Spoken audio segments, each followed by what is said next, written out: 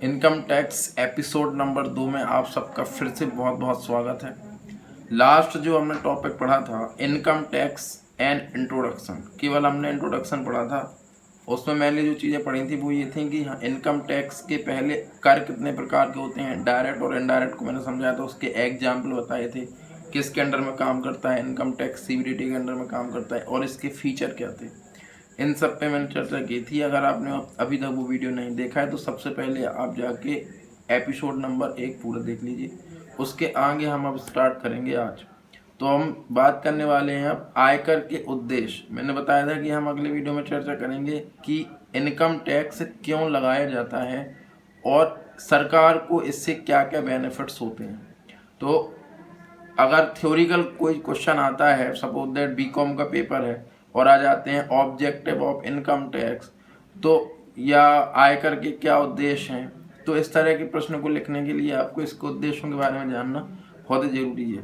तो हम शुरू करते हैं इसके ऑब्जेक्टिव को लेकर। पहला जो फर्स्ट ऑब्जेक्टिव आपका होता है वो होता है आय का स्थायी साधन।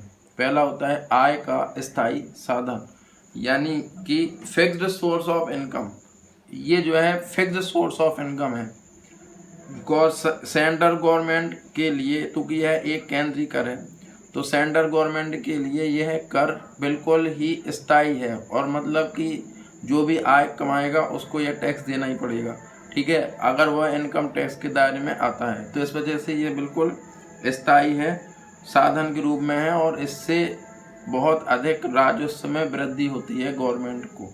सेकंड जो उद्देश्य वो है आर्थिक असमानताओं को दूर करना या आर्थिक विषमताओं को दूर करना। कहने का अर्थ ये है इनकम टैक्स की जो स्लैब हैं उनको कुछ इस प्रकार से बांटा गया है इनकम टैक्स की स्लैब को, कि जो गरीब हैं मतलब कम आय वाले व्यक्ति हैं उनको टैक्स नहीं देना होगा, जो थोड़ा सा अधिक कमाते हैं उनको टैक्स तो देना होगा लेकिन उनकी जो रेट होगी देने की वो बहुत कम होगी, और जो अमीर हैं मतलब ज़्यादा हो आय इनकम, उनकी इनकम ज़्यादा अर्निंग करते हैं तो उनकी जो टैक्स स्लैब है उस हिसाब से जो रेट है वह बहुत ही ज़्यादा है। मतलब कहने का मतलब 20% तक और 30% तक है, और जो 2.5 लाख तक कमा रहे 3 लाख तक उनको देना ही नहीं, और भी काफ़ी बेनिफिट्स मिल जाते हैं 80C से 80U तक के। तो कहने का अर्थ बड़ा सिंपल है कि आज गरीबी और अमीरी की जो खाई है उस खाई को बांटने का काम भी ये करती है, क्योंकि समाज कल्याण पहला वर्ग होना चाहिए गवर्नमेंट का। समाजवादी अर्थव्यवस्था के अंतर्गत यही था कि समाज के लिए पहले और अपना बेनिफिट बाद में, लेकिन चूंकि मिश्रित अर्थव्यवस्था, भारत की अर्थव्यवस्था मिश्रित अर्थव्यवस्था है तो इसमें पूंजीवादी और समाजवादी दोनों का मिक्सअप है, ठीक। तो लेकिन चूंकि फिर भी इनकम टैक्स के जो स्लैब हैं वो इस तरह से डिजाइन की गई हैं कि जो कम आय वाले हैं उनको कम टैक्स देना पड़ता है, जो अधिक आय वाले हैं उनको अधिक टैक्स देना पड़ता है। इससे दोनों के बीच की जो आर्थिक विषमता है उसमें काफ़ी कमी आती है।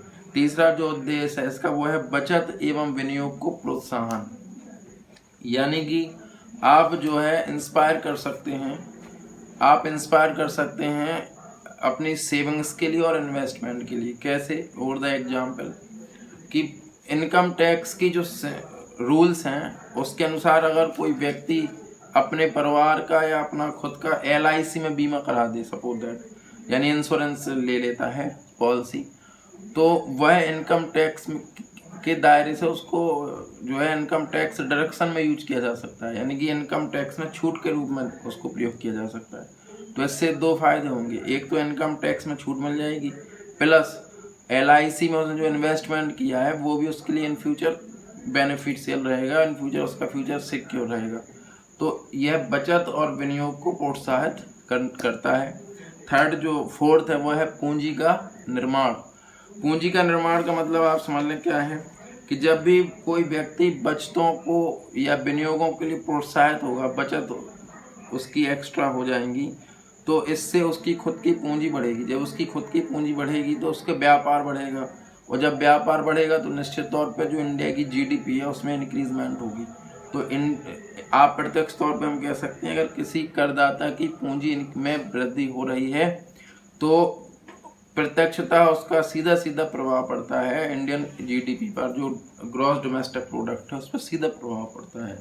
तो ये इसके कुछ ऑब्जेक्टिव थे। इसके बाद मैं चर्चा करना चाहूँगा ऑब्जेक्टिव मैं आशा करता हूँ आपको निश्चित समझ में आएंगे। अगर कोई प्रॉब्लम आए और कोई दिक्कत हो तो आप कमेंट बॉक्स में जरूर लिखें, उसको मैं सॉल्व करूँगा प्रॉब्लम आपकी। अगला जो स्टेप आता है वो आता है भारत में आयकर का इतिहास। भारत में जो आयकर है वह कहाँ से शुरू हुआ, कैसे इसकी स्टार्टिंग हुई। तो इसके जो चरण है वो 2 चरण है, मैं आपसे बता दूं। पहला जो चरण है इतिहास का यानी कि हिस्ट्री ऑफ इनकम टैक्स का, वो है एक है आपका स्वतंत्रता से पहले और एक आपका आता है स्वतंत्रता के बाद। तो मैं बताना चाहूँगा स्वतंत्रता के पहले जो एक्ट है वो एक्ट के बारे में बताना चाहूँगा कि आयकर का जो आरंभ हुआ वो हुआ है 1860 में। 1860 के बारे में थोड़ा सा चर्चा करूँगा मैं। 1860 में क्या है कि भारत में आयकर की शुरुआत सर्वप्रथम 1860 में हुई थी। उस समय अंग्रेजों का शासन था, तो एक व्यक्ति उस शासन काल में थे जिनका नाम था sir James Wilson. Sir James Wilson के द्वारा सबसे पहले जो है इसका कर शब्द का प्रयोग किया गया था या कर लगाया गया था, ये समझ लीजिए। इसके बाद 3 एक्ट आपको याद रखने हैं। स्वतंत्रता से पहले 3 एक्ट याद रखने हैं आपको। पहला एक्ट रखना है आयकर अधिनियम 1986, आयकर अधिनियम 1918 और आयकर अधिनियम 1922। इनमें से इम्पोर्टेंट क्या है, 1922 बहुत इम्पोर्टेंट है। पहला 1886, सबसे पहले जब टैक्स की शुरुआत हुई 1860 में सर जेम्स विल्सन के द्वारा 1860 में, तो 1860 से लेकर 1886 तक कई बीच में एक्ट बने और फिर जाके फिक्स हो गया आयकर अधिनियम 1886।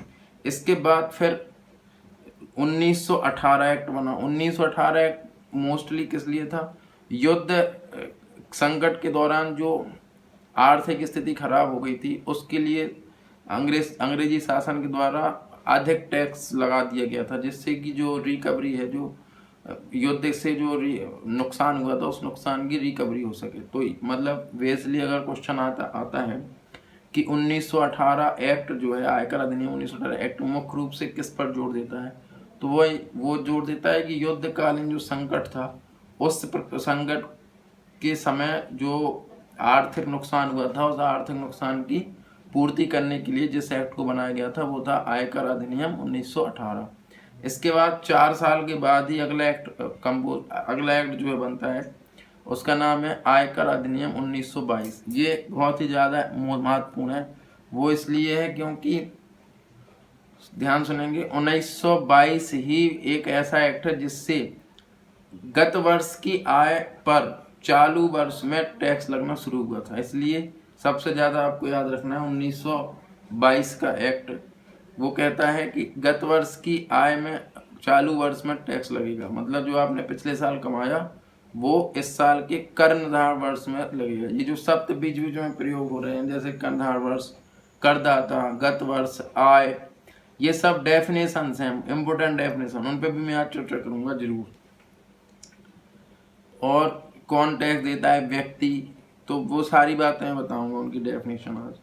ये 3-4 बातें आपकी हो जाती हैं स्वतंत्रता से पहले। अब स्वतंत्रता के बाद क्या होता है, स्वतंत्रता के बाद आपको केवल एक ही एक्ट याद रखना है, आयकर अधिनियम 1961।